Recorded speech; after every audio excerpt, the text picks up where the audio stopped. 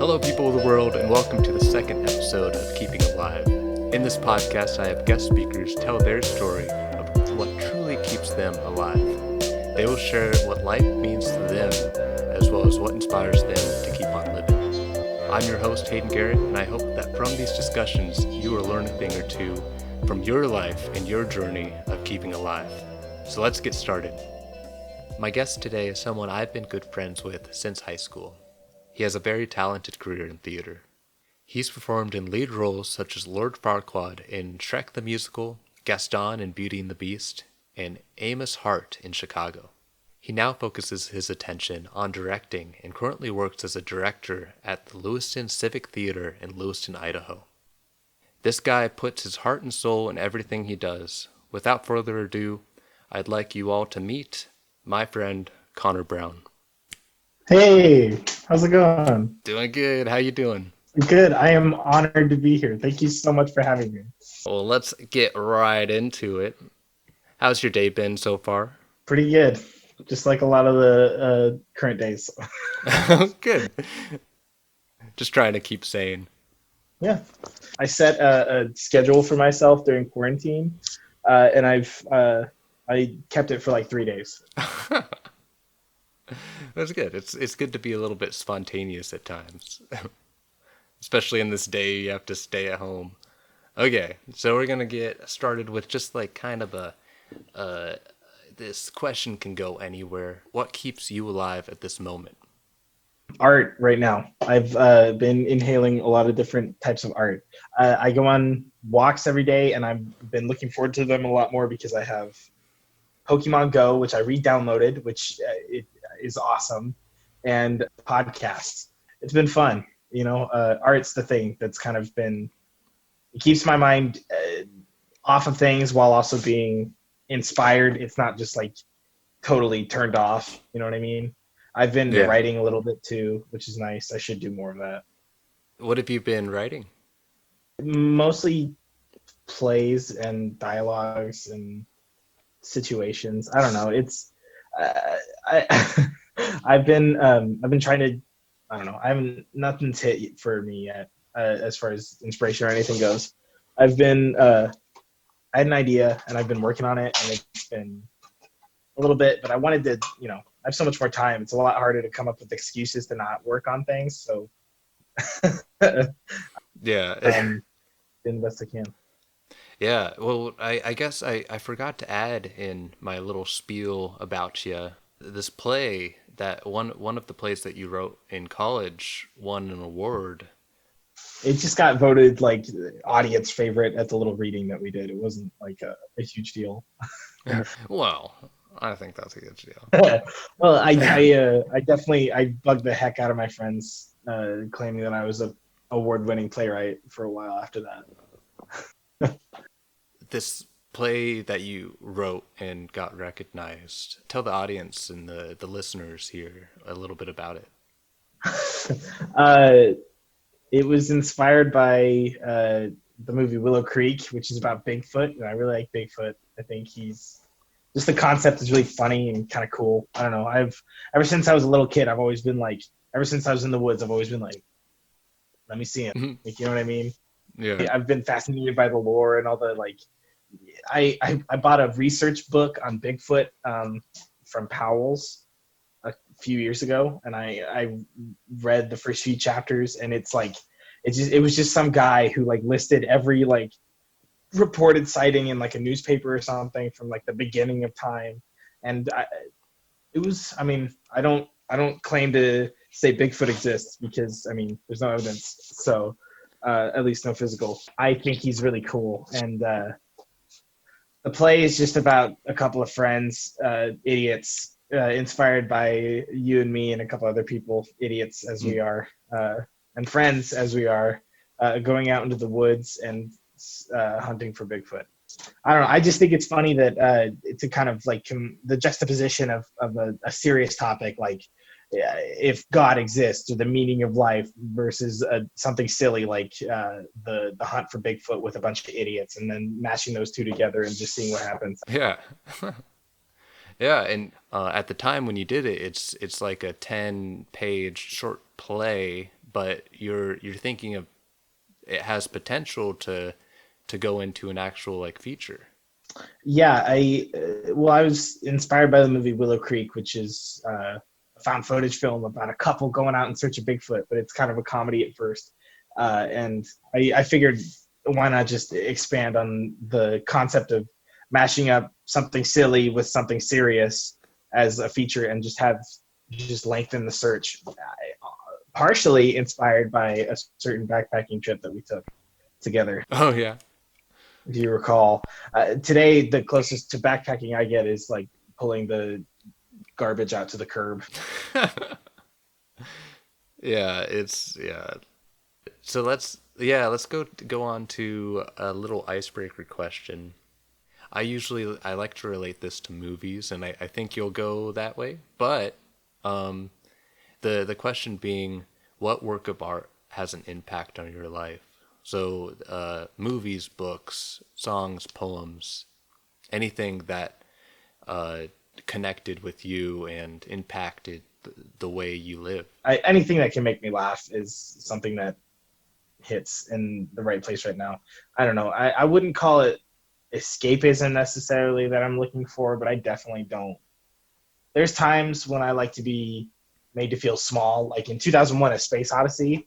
That's one of I just rewatched that a Mm. month or two ago, and I love that movie so much. Stuff like that, where it just like takes you out of yourself and makes you kind of feel different. It takes you out of your current state of being into a different one. And any kind of movie that can do, or piece of art that can do that, is noteworthy. And is there anything that you when you're directing, acting, writing a play, is there anything that you take from as inspiration that always goes back to, okay, let's see how they did it to make my own. Yeah, for sure. Like I was actually in the middle of directing a new play. Well, not new, but a play with the Civic Theater here. When we got the order to like shut down the production, basically. So that was a bummer. But we got like a couple of weeks into rehearsal before that order came, and in that time, I managed to show them a couple of different like tiny little film clips, and then an entire movie too, because I've done a lot of IMDb's trivia page is my favorite thing on earth. You know what I mean? Mm, yeah. I'll spend hours on trivia and IMDb, and a lot of different directors, really good ones like Kubrick, even Jordan Peele, and a couple other ones will show their their actors and all their crew members lots of different movies to like create a similar dialogue so that they can have kind of a shared uh, jumping off point as far as this is sort of where we want to go with the art that we're making. And I did it with Sweeney Todd. We watched The Shining together as a cast. I mean, being able to kind of just show someone something and go like something like this, but your own, and with a lot more of you in it versus what you see on screen. Don't do what you see on screen, but like there's always a risk that when you show someone something, they're gonna go like right in that direction, and you definitely want it to be more from an organic, personal place because they're in the part, not the person in on screen. Yeah. I think part of it is just I think being predictable as a director is important. I mean, not only being able to schedule and whatnot, but then having creating rhythms with the cast. Like we would do warm ups every day with different songs, but we do warm ups every single day leading up to it, and then so for just 5 minutes, and then we jump into rehearsal, and that was always it's just like it's a way to kind of just differentiate from this is the day and now we're into rehearsal, where you can Mhm. kind of let go of yourself, you can let go of all the stresses in the day, and you can kind of leave your bull crap at the door. It's not bull crap, but you know what I mean, the stress, the stuff that you're carrying on your shoulders, and just escape for 2 hours and play around and create with the rest of us as a group. And it's very, I mean, I don't I don't think I should call it therapeutic, but it feels good sometimes. Yeah, so let's dive in a little bit more of that. Is there a solid routine? I think right now people need to learn a thing or two about uh how to calm down and how to get their mind into a place that's comfortable for them. And I think that's something that you have to do every day when you're directing your cast. So is there a solid routine that you usually do to help them get into this mind state where they can just release their tension and just act in the best way they can?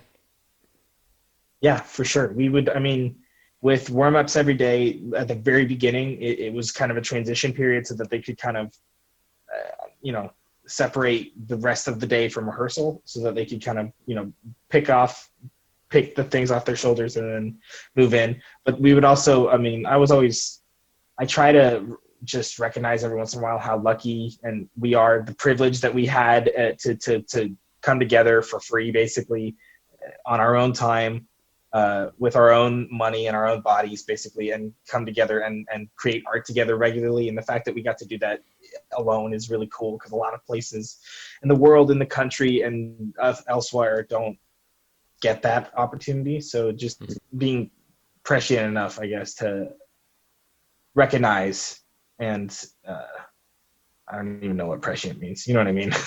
I don't know what prescient means. I thought it sounded cool. Maybe. Yeah, it's a word. It's like three syllables. How about like an actual routine of do you all do like stretching exercises, or do you focus on a certain song? Um, I've done shows where we did like the first directing gig I had, Wait Until Dark.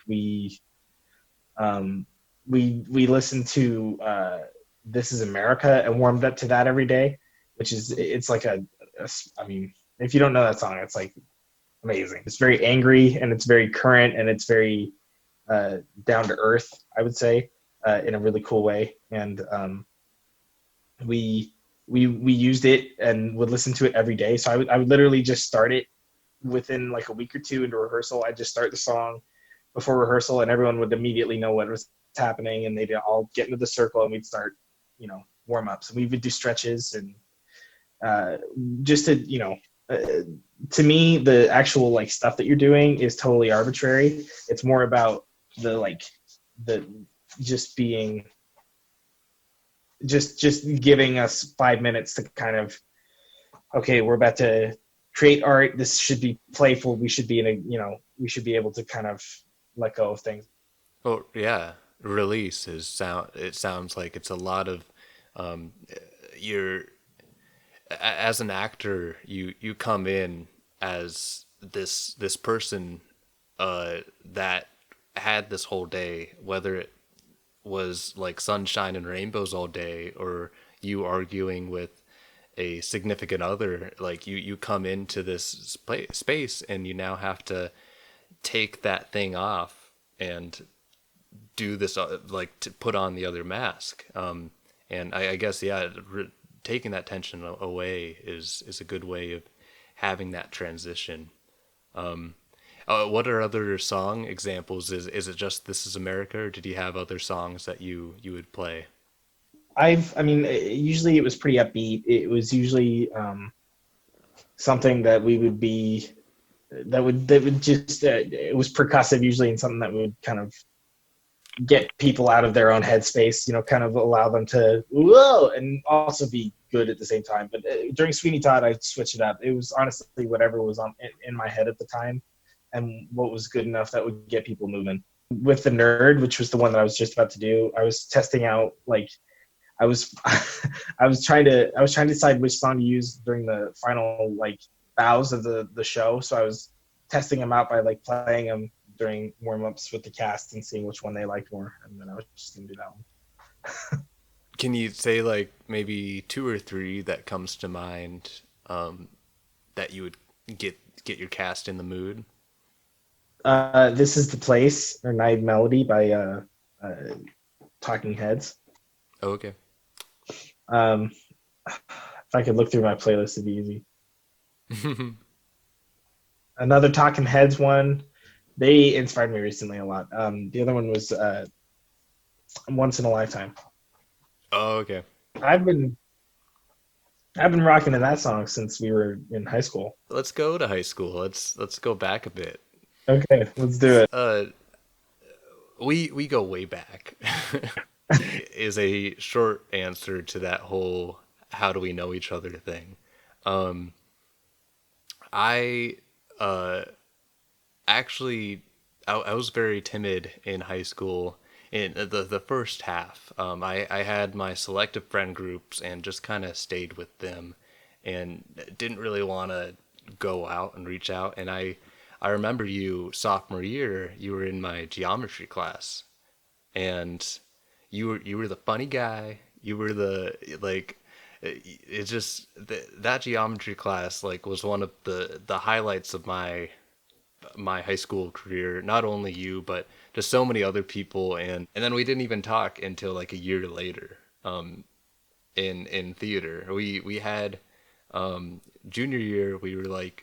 Um, we were like acquaintances. We were friends of friends, but I mean we talked. But it was really senior year that both of us got together, and it was for a significant reason. Would you like to? Yeah. Would you like to be the person to share that that reason? Delve into it a bit. It doesn't have to be that dramatic. It is pretty dramatic. It's not that dramatic. It's kind of dramatic. We Yeah. dated the same person at different times. Yeah.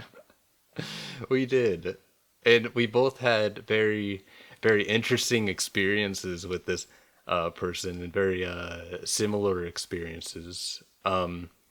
And so we had somewhat of this connection of like, oh yeah, we dated the same person. But it wasn't until you were practicing.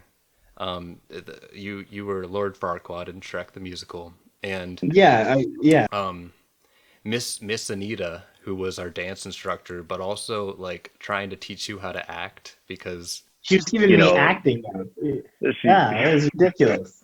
so yeah, she was giving you acting Just notes. teach me the steps. Just teach me the steps. 1 2 step 1 2, and yeah, you were Lord Farquaad, so you were on your knees, like with these little puppet legs.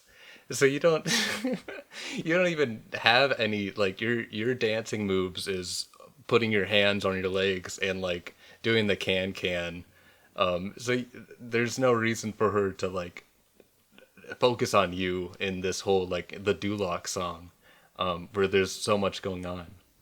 I was not doing what you wanted me to do, obviously. No, so she kept on you. You had to be more aggressive, and she kept on saying you're too nice, and this is you played Gaston last year, and you were too nice. You're too nice now, and I need you to change. I need you to be mean. Like Lord Farquaad is a mean, like egotistical person who that only cares about himself and like is compensating by essentially controlling everyone around him. Do you know who I based the character of Farquaad on?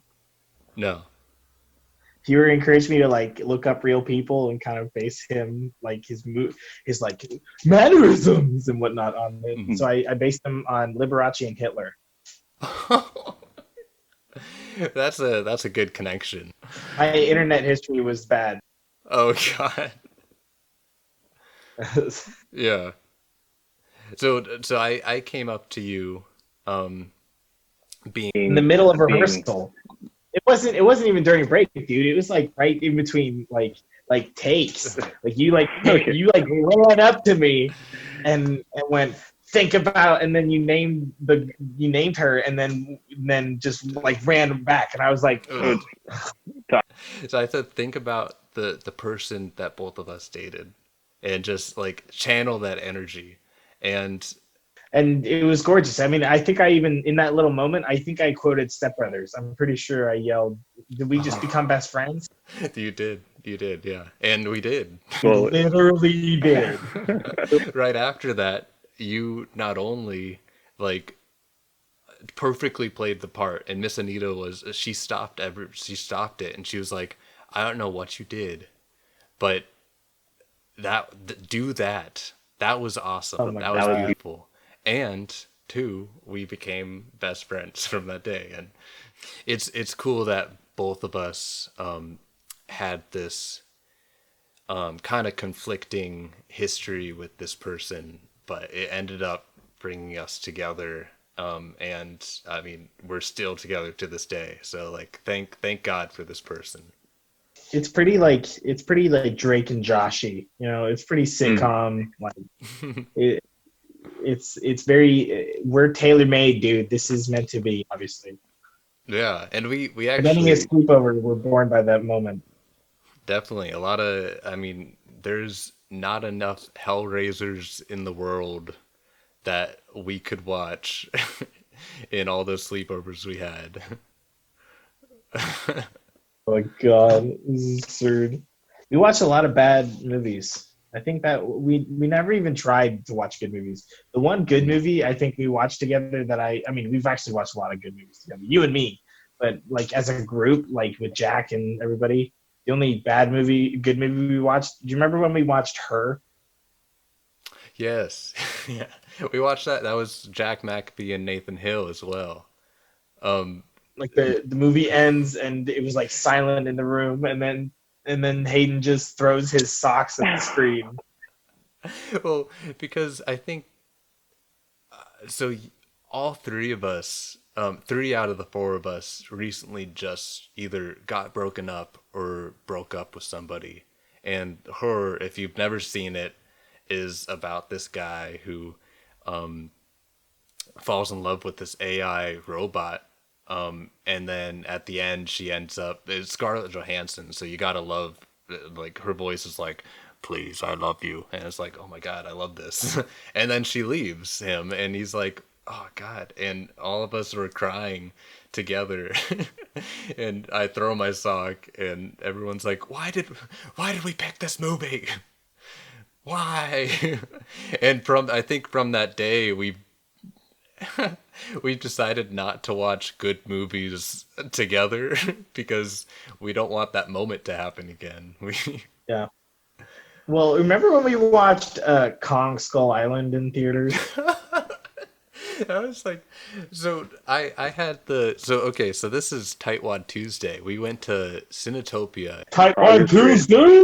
Tightwad Tuesday. We would I think we were underage, and we always found a way to get a few what do you call it, substances of We weren't underage. were we not underage? It just felt like an underage thing to do. We would go behind the big owls. We would get a bottle of wine or a beer, and or other things, and go behind the big owls and like look both ways, try to see if anyone's watching us, and then just hide in the forest and have this like idiots or tweakers Partake of the substance. partake of the substance, and then this is all every Waltz into Tuesday. the theater. Yeah. 2 tickets, please. We saw some good movies then, though. Yeah, we did. But Kong Skull Island was this It was not movie. one of them. It was not one of them. But we both went in, and we thought the other person liked it. I remembered that I kept on looking at you at different times where you were watching the movie, and it looked like you were really into it. And then I think at different times you were looking at me, and he's like, well, he's really engaged. Like, so after that movie, it took us about 2 hours until we actually shared our personal opinion on that because we didn't want to offend the other person. I remember that. It was a good time. Yeah. Yeah, movies, man. Movies. Hey, I made a list of the top 10 movies of 2019. Can I share them Yeah, with you? Let's go 10-1. Okay, yeah. Okay, Connor's top 10. Whoa, whoa, whoa, whoa, whoa. Number 10. We watched this one together. Star Wars, the new Star Wars.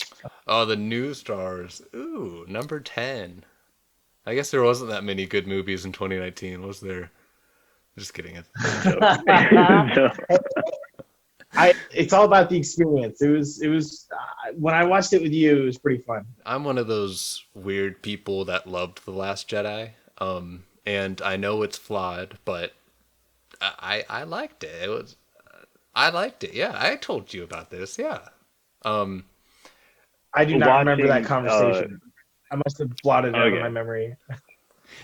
Well, okay. That would make sense too.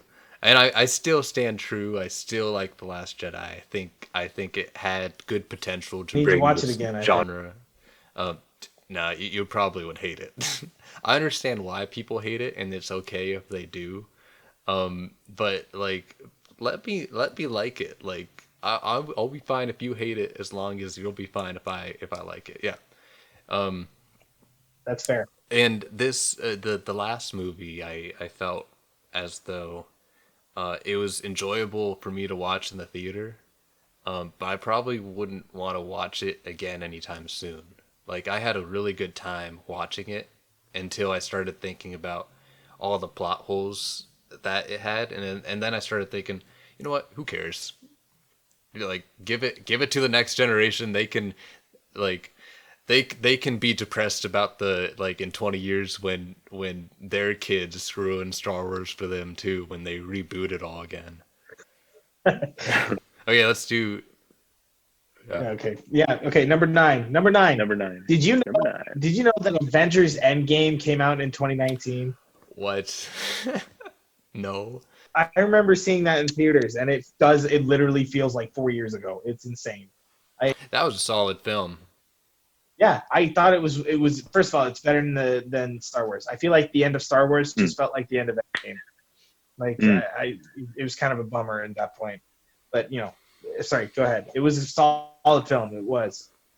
Well, I mean, I think that's as much as you want to say about superhero movies and stuff. It's our Western of our generation. And Endgame especially is going to be in the history books. If we do live past a year or 20 years from now, as very significant, as something that I feel actually wrapped 20 movies, or what was it, 13 movies or something. It wrapped all those plots together, and it's like, what the heck? Like, how? I don't. We always, as a middle schooler, I would always have conversations with people of like, gosh, wouldn't it be cool to see like Spider-Man with like Iron Man? That'll sick, never happen. But it did, and they did a good job. Next one. Number 8. Once Upon a Time in Hollywood. Yeah, I enjoyed that one. Didn't we see that one together too? We did. Yeah, we did. Yeah, we did. I can't think of anything past a month from now, because all I've been like don't die, please don't die. Day to day, man. Day to day. Another life is good, man. So did you know anything about Charlie Manson? Is it Charles Manson? Charles Manson. Yeah. I knew that murders had actually occurred. That was about it. I didn't know any of the details. Yeah, because me too. Because I talked to my parents who watched it about like a couple days when I watched it, and they loved it, and I was very confused.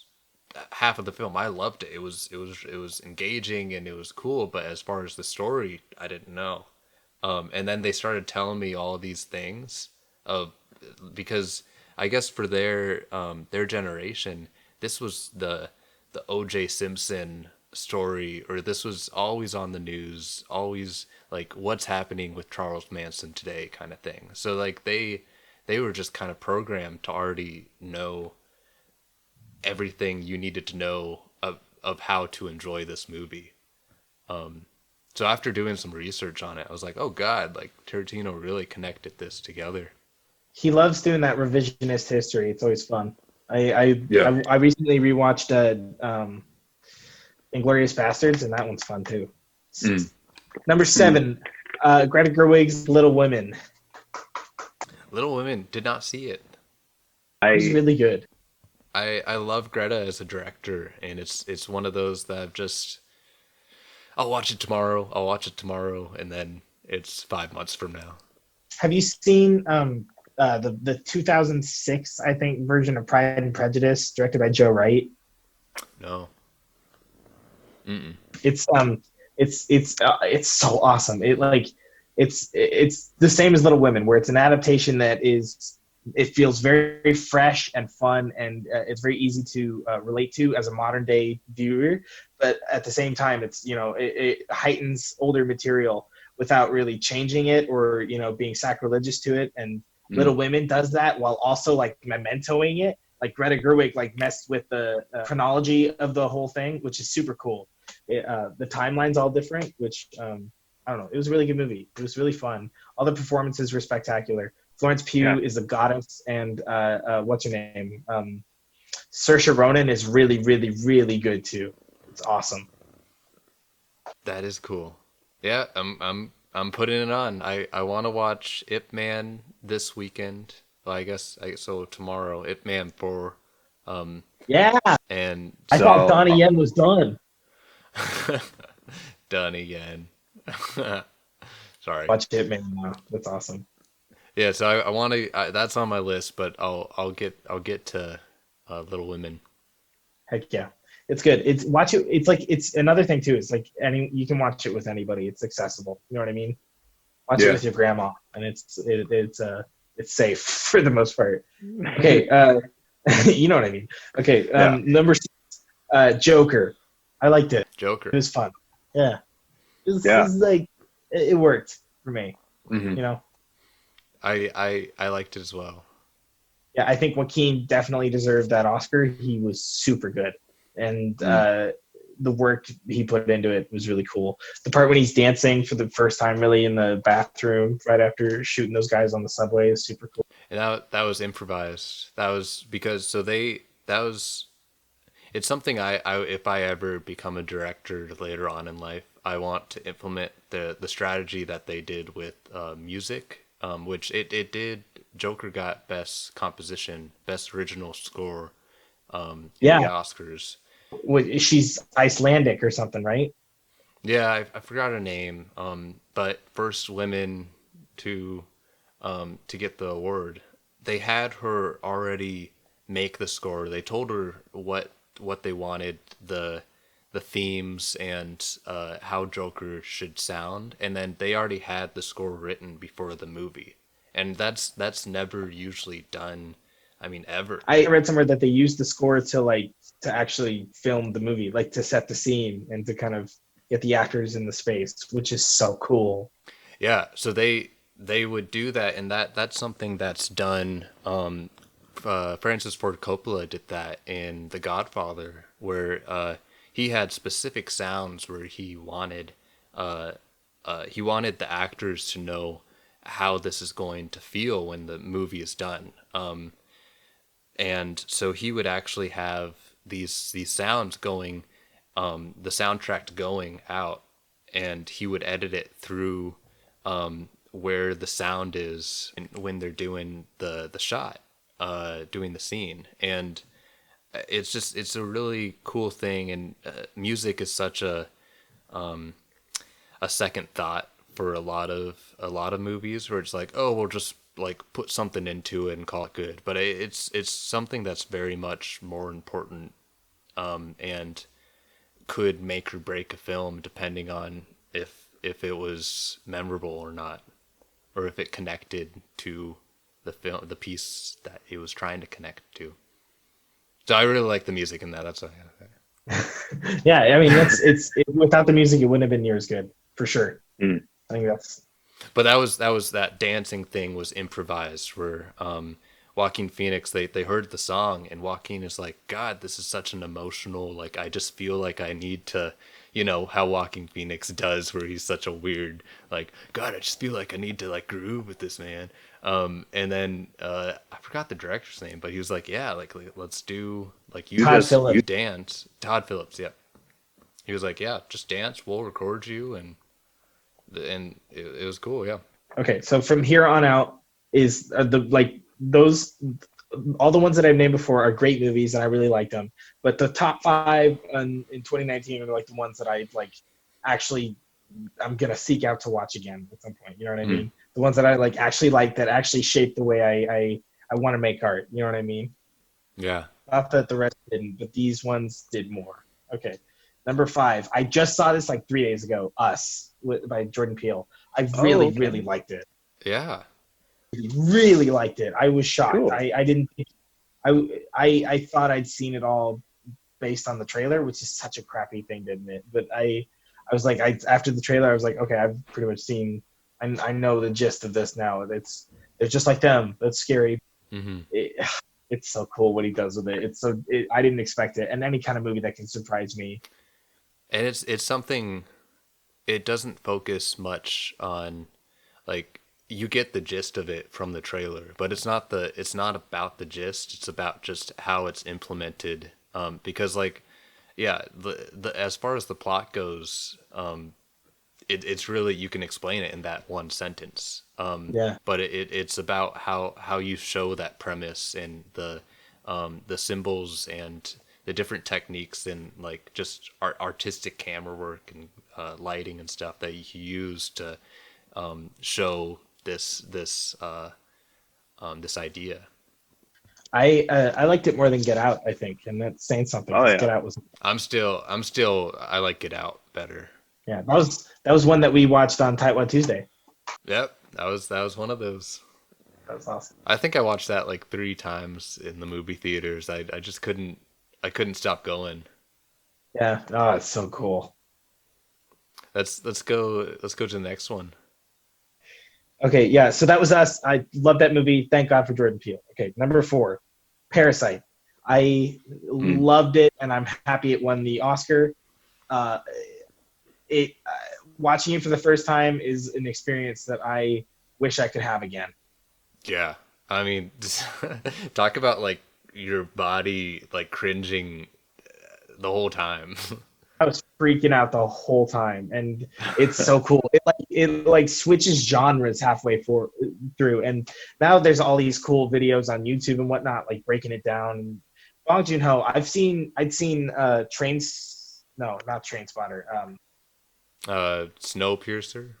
Snowpiercer. God, okay. Yeah, I've seen Snowpiercer, and I'd almost seen Okja, almost all the way through. I'm already a huge fan of him and Korean cinema in general.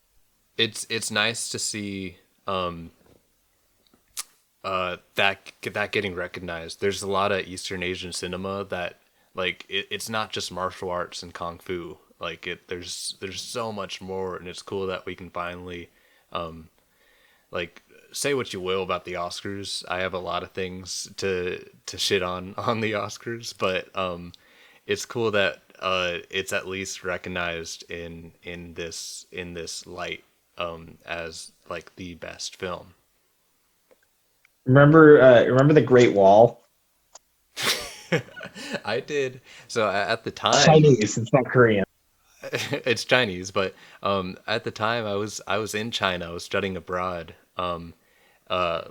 learning the language and stuff, and I had I did an essay on how this movie will be like the film that changes it all and changes the way we consume media, because it's like it's gonna link the Chinese and American audience together, and we're going to have to work together in order to make movies in the future. And then it turned out being like a shitty movie, and Matt Damon was just a white what do you call that, a white White savior. A white savior. I watched that with my dad in theaters, and I remember as we were walking out, he was like silent, and he just said, "Well, that was stupid." It is a bad movie, and I got an A on the essay though, so I really persuaded my teacher that it was gonna be good. I hope he didn't get Chinese too disappointed. movies, though. well, yes, very very good. Ip Man's good. So Parasite's number 4. It's spectacular. I love Bong Joon-ho. Number 3. This is just based on like pure entertainment value for me. I'm sorry that I'm ranking it higher than Parasite. It's a controversial decision in this household. But 1917 is number 3 for me. Loved 1917. Roger Deakins. god. Yeah, Roger Deakins is a god, and just what they were able to do with it was so much fun. I was on the edge of my seat the entire time. It was so much fun. I'd never seen a more stomach-churningly suspenseful, intense movie in a very long time. It was very refreshing. I was like, oh, it was so much fun. It was awesome. Yeah, I mean, talk about historic films. I mean, Parasite with bringing up the light to other identities and other communities than just the average film that's out in Hollywood. And Endgame with connecting all these films, but this film, like literally bringing you in, 1917, bringing you into with these characters. Yeah. Through the camera techniques that have been done before, but never in this way. I mean, I think of like Birdman, where like that solid one single take. But this Birdman brought you in this setting, in this like theater setting, and you were always in it. But this 1917 gave you like, we have a quest, we have to get from here to here, and the camera's bringing the audience like along the way the whole time. Cool. It's so freaking cool. Really good. Yeah. Let's get to the next one. I wanna get back to you of like your life, but I really like this this conversation. Don't get me talking about movies, man. Hey, you brought me. Number 2, you knew what was happening when you asked me on the show. Yeah. Okay. Number 2 is Midsummer. Midsummer. Yeah, number 1 and 2 are kind of like my bread and butter because I'm a piece of crap white hipster, and I love A24 like intense like psycho films. You know what I mean? I would say I'm on that list as well, and I know you're number 1, but let's talk. I know it because it's my number 1, and it connects. But let's talk about Midsummer. You showed me Midsummer. I didn't really know much about it. Midsummer bewitched me. I just really like I like horror films, especially when they're done artfully, and it was so cool. I watched it, and it invoked kind of a different reaction to me than most other movies do. And when art happens like that to me, I immediately like have to share it with as many people and I thought about you the first time I saw it and the second time. And then when I showed it to you, I was like, what do you think the whole time? Does he like it? Again, with Florence Pugh, she's spectacular. And Ari Aster's such a good, I absolutely love everything he does as far as filmmaking goes. I think he's spectacular. Yeah, it's cool to see these themes come out. I mean, doing this creepy kind of horror, not really horror, but like suspenseful film, but in broad daylight, and like not using stereotypical tropes of like we do a dark scene where there's a guy in the shadows, and that's how it gets creepy. Like it totally takes that away, and it's like, how can we make this our own and still make it creepy and suspenseful?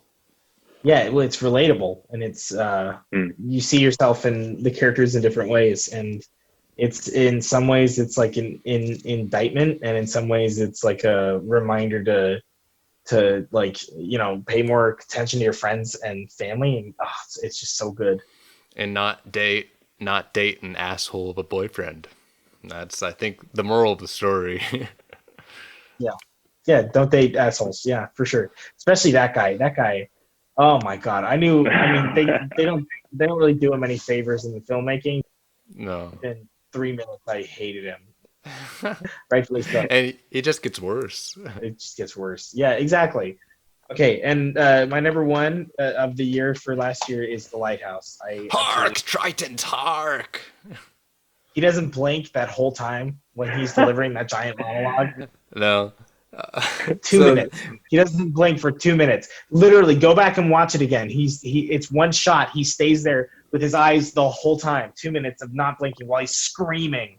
Oh my god. Willem Dafoe has like ranked up on my list not from just that movie, but just his career in the last, like, I would say 3 or 4 years with, um, I guess Budapest was a while ago. I loved his Budapest. Just all his Wes Anderson stuff is very just like very character, like, Wes Anderson. But like Florida Project, if you've ever seen that, I Watch never saw that. Watchboarder I heard he Project. was really good. it's just he's such a it's always a different thing, and he does it with the as a lot of good intention of trying to be the best, like, to that character as he could. And like the Lighthouse is a great example of this, where he's not Willem Dafoe. Yeah, the movie's it's like I watched it the first time and didn't laugh at all, and the second time I watched it, I laughed like several times. It's So such yeah, ridiculous. It's so much fun, but it's so horrifying at the same time. It's such a fun mix. I really like Robert Eggers. He's a great filmmaker. The Witch is a great movie Mm. too. The Witch is like, yeah, The Witch leaves you with like a pit in your stomach. And he's a very young director too. It's cool to see these directors coming up, but also like bringing more new ideas, also connecting them with really old ideas. I showed you Bergman, Ingmar Bergman, who is a Scandinavian filmmaker back in the 60s. And that's all I could think about with the Lighthouse, because all the shots were just I know he was inspired by Ingmar Bergman. We in our quarantine household here, we marathon 3 separate Bergman films in a row. Bergman's become Okay. like a noun in our house. Yeah, Yeah, and it, you go ahead. go ahead. No, after you. Oh, no, after you. It's like we're driving Portland people. No, after you. That's good. Yeah. In watching the Bergman films, did you see the connection with the Lighthouse of how it was filmed and like the themes? I think one of the most inspiring things about art is seeing art in other art. Mm. Like seeing Bergman in The Lighthouse, seeing Bergman in Midsummer, seeing Bergman in other movies, in Parasite even. I mean, even when it's not purposeful, the fact that this art laid the groundwork for this cool art is just so inspiring. It's really cool to know that you're going to be a part of something that's going to touch people even long after you're gone. And uh, it's like ripples in water, you know what I mean? Yeah, that is beautiful. That's a good line. Good job. Thank you for talking about movies. I love talking about movies. I know you're a movie guy yourself, but we could keep on talking about movies for days. I want to try to reconnect all these responses with yourself, because today's about you. It's a you day. Um, with all these inspiring movies, you talked about how Bergman has inspired so many. I know from reading notes from like Stanley Kubrick, he says he was deeply inspired by Bergman, and so many more generation by generation are inspired by past art. So for you, how what are you going to try to do to inspire the next generation to be just like Connor? Well, I think the first thing is to make sure that they're not just like me. I think part of the fun part of being able to create art is that it's your own. You know, it's even I think there's value in like even like coloring in a coloring book because it's you're the one who did it. It's not some artist, it's you, and that means it's your art, which I think is cool. So and with acting and theater and the stuff that I'm kind of experienced in, it's all about who you are as a person first, and then using that to kind of build and create storytelling with that. So I'd say the best way that I could inspire anybody to in the coming days, especially with all the crap that's going on, and especially as far as art goes, it'd be to just follow their instincts. Do do what your stomach tells you to, do what your gut tells you to, and just create and just make, because even if nobody sees it, then you've seen it and it's still has worth, so I'd say just follow your own. It's all in here for everybody. Something that my screenwriting teacher in college said was everybody has an Oscar-winning screenwriting idea in here, but it's not until you put it out that it actually exists, and it's usually complete shit when you actually put it out, and you gotta put your heart and soul into it and rewrite it. You gotta think about it at night. It has to keep you up, and until it's finally the thing that was in your mind, and then finally Oscar worthy. And that's something that you do, that I've seen in the work that you do, especially with Sweeney Todd. Whenever you would come back to your parents' place for a weekend and we would hang out, I would be like, hey, what are you up to? And you would just be talking all about like, oh, I'm thinking about this for Sweeney Todd and I'm thinking about that. And it's like, that is what you're up to. Like you are up to that thing, and to get what all the things that you want to do and have in your mind, and to accomplish those. And it was cool to hear all those ideas that you had along the way. And then actually see the play and be like, oh, dang, like this was really implemented well. Well, thank you for being so freaking supportive, man. Hayden Garratt has been to like everything I've done ever, and it's been insane. You've been the most supportive friend I've ever had. Thank you so much for all that you've done for my experience and my like theatrical journey, as it were. You've been so supportive, and you've seen so much of my stuff, and it's been so meaningful. So thank you so much for that. Well, thank you for the kind words. I would only watch it if it's good. If you start turning, If you start putting out some trash, then I think we have to rethink our friendship. Never. So I wanna just do a little bit of crash course. So let's wrap things up with where do you see yourself in the next 5 years, and what are some things you're going to change in yourself to get to this place you want to be? In 5 years, I want to be where I am today, with people that I love, in a place where I feel safe, in a place where I'm privileged enough to be able to do the art and the other things that I love. Other than that, I'd love to be more advanced and to be able to do theater with more money than I have, and with more money than I get to work with usually.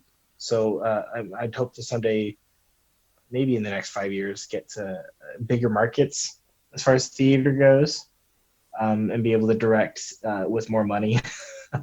But if that doesn't happen, I'm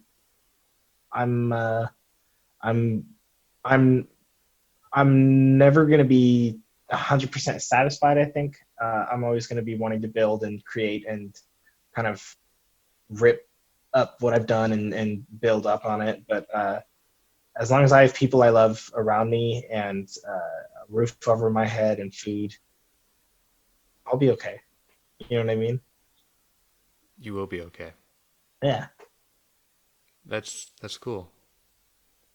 Yeah, I'm very lucky to be where I am, to be able to do what I do today. And I don't know. I to ask for more almost feels selfish. Yeah. What do you want the listeners to know about you, or any kind of words of advice that you would like to tell somebody? Art is for everybody. It can be whatever you want and whatever feels right in your heart. As long as you stick to yourself, you'll be doing the right thing. So everyone should be trying to be as individualistic as they can, which feels almost like an oxymoron, but it's true. You should always try to be yourself. Just be yourself. It's literally that simple. Just be yourself.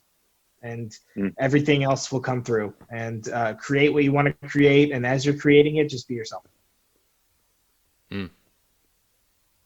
What can people learn from your life with this lesson? How do you teach this lesson as a role model in your life?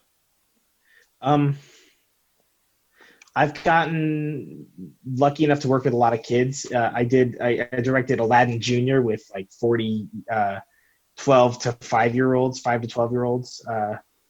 And the number one thing that I tried to impart to them was to be themselves and to not try to be cool. I did this thing with my kids where I had them reach into their pockets and pull out their cool cards and then rip it up. Because we're not trying to be cool, and no one needs to be or try to feel cool, because everything that we do in here is safe and it matters, and we're all meant to be doing all the silly things that we're about to do. Okay, we need to be able to feel safe to create the art that we're making, and that's how we did it. So I would just say, just be yourself. I love that so much, and I think that's something viewers can do at home. We have this kind of social stigma that we have to be a certain way to work in this world, and it's good just to rip that all up and be like, what should you be right now? What mask, what role should you be playing? That's really great. I think that really wraps it up. I would say any final thoughts? Any final thoughts that you have? I miss you. I miss sleeping on your couch and watching movies. I miss all the shenanigans that we've gotten into. I can't wait to get into more once we get out of quarantine. I really appreciate this that you're doing. I think this Keeping Alive podcast is super cool. I really hope people tune in and impart as much wisdom as they can from you. You're a really great facilitator. Thank you so much for asking awesome questions. You're one of my best friends, and I love you so much, dude. I miss you like crazy. Can you say you're one of my best friends again? You're one of my best friends. There's an audio thing. I just need to.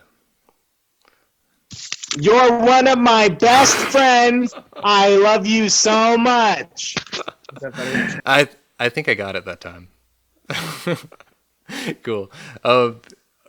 Thank you so much for joining, Connor. I hope that I love you too, and thank you for continuing to for us to continue to have this relationship that we have. And I hope that when the world stops ending, we can see each other again and watch more terrible movies. Hopefully, there's a new Hellraiser coming out soon.